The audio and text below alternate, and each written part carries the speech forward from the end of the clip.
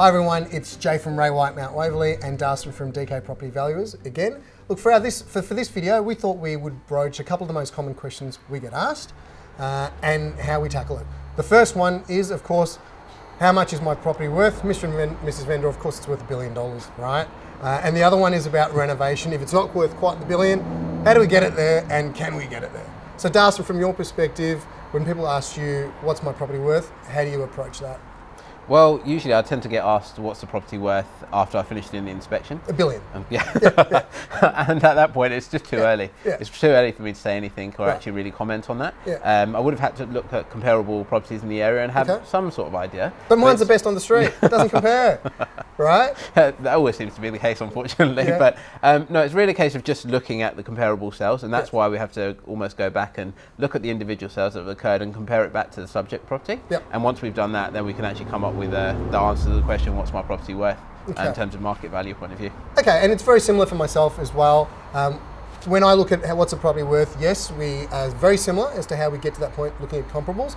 But then as an agent, we look at the sort of buyers we're already working with and some of the little nuances that this particular property has as a point of difference and whether we can elevate that price to be above and beyond that market value.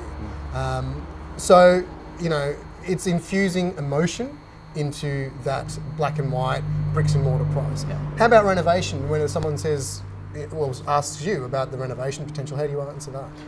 Well, it's a case of, if they, for example, if they're looking to renovate the property, it's a common misconception that just because they're going to renovate it, it's always going to add value. Yeah, sure. The first point of contact is really assessing what's happening in your local area.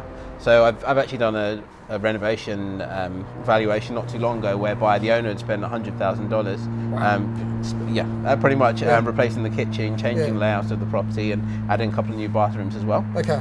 The issue with that was anything in the local area was actually being purchased by developers. So the developers put the value in the land itself, not necessarily in the building. Yeah. So when he actually went to sell it, he only received about $25,000 more than he could have done. So, and I mean, I can relate, sorry to cut you there, but same thing, I've seen a 55-year-old weatherboard where the owners were looking to sell, they were in a court location, and they sort of shot themselves in the foot where what they did was they put a swimming pool in the back because they didn't want to undo the onion that their house already was and find out what they didn't know.